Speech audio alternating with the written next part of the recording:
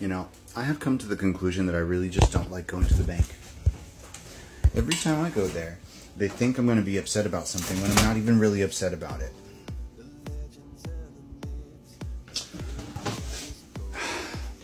Like, the first time, they had 2-hour waits.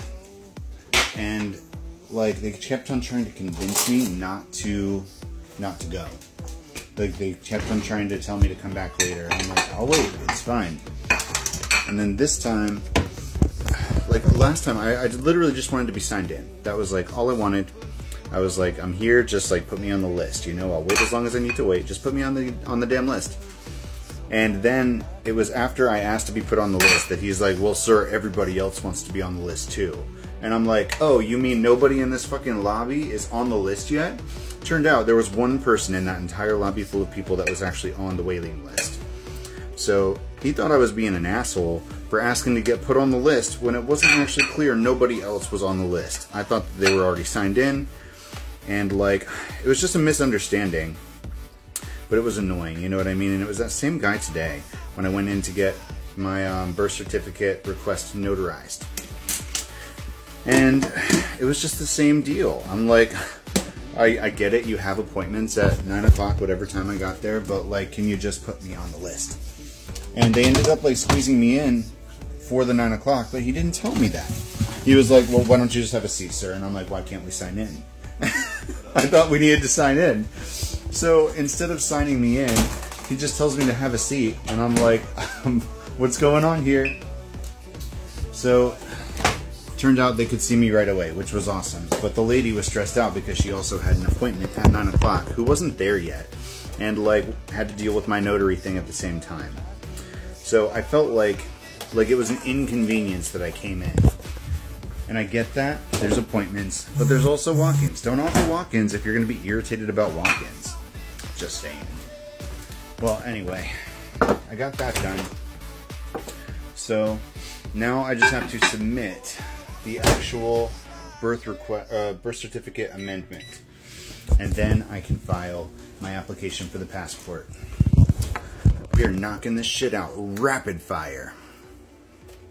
And I ended up, because I put my tarot deck in the one case and I put the oracle deck in the other case, I had a free leather case. So I put my trainer deck in here. And this is the one that I'm going to be carrying around with me. It's got all the informations.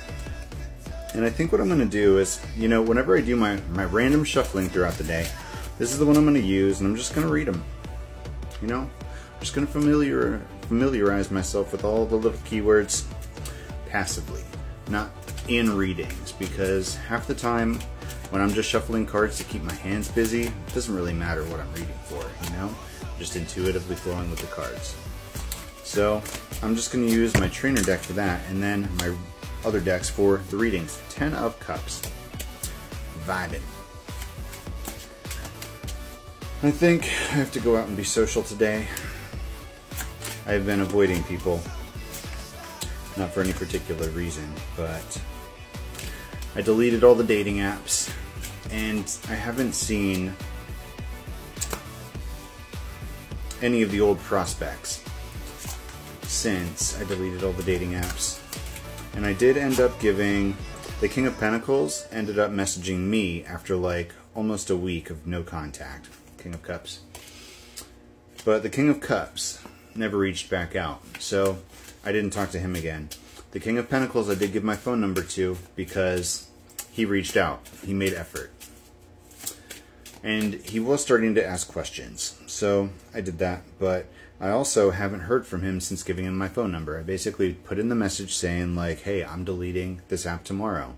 If you want to keep on talking to me, shoot me a text. And I gave him like 6 hours or something before I deleted the app. He definitely saw it. But if he's not going to text me, then I'm not worried about it. And the previous interest, really. There's a chance that he'll be there tonight, but probably not. I think he works weekends. So don't have to worry about that probably.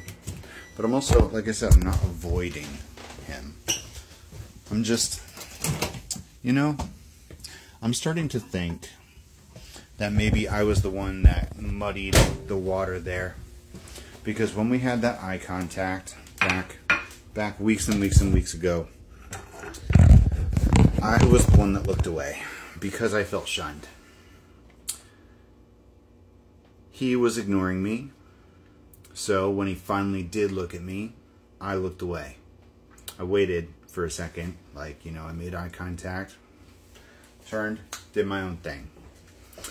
But I think that he might have started seeing somebody else as a result of me doing that.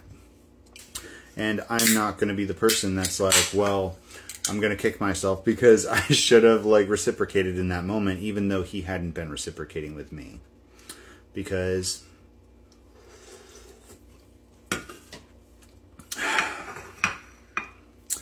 maybe that was the opportunity for it to become reciprocal. And I just didn't lean into it. But the fact of the matter is that after that situation, he went out of his way to start seeing somebody else and start talking about seeing somebody else. Which makes me feel like it doesn't really matter what the reasons were. Choices were made that day. And if he was actually invested, then he wouldn't have jumped on somebody else immediately. Is that right, Spirit?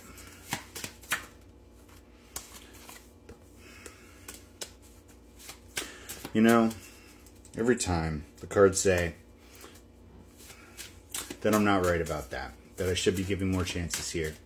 And if I did, not necessarily shoot myself in the foot, but if I did prolong the situation by not leaning into it,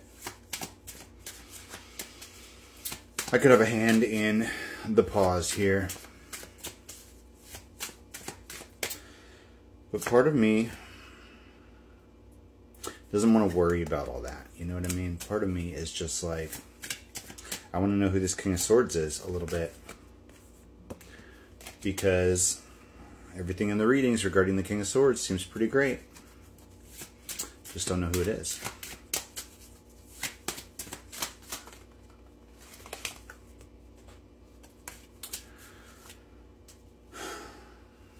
I must know. I must know who it is. I just don't know I know who it is. I don't know. It's very confusing.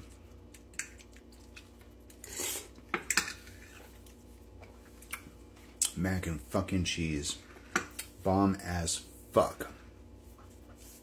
And I've been adding, we got like cherries on an impulse buy. And I've been adding those to my protein shakes.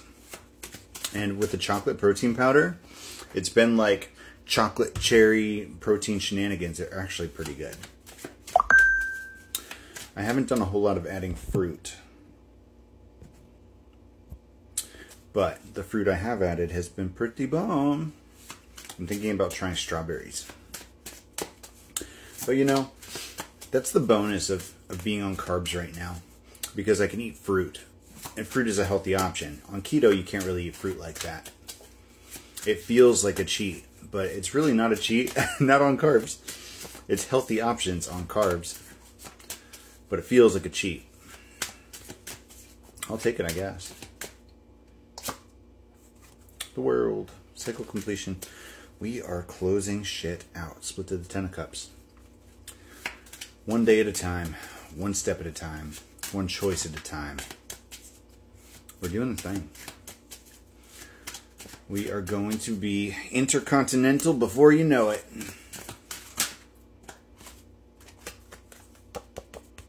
Balance. We are achieving balance.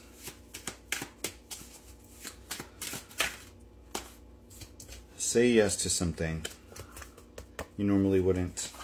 And if there's an opportunity to close a gap, try and heal it.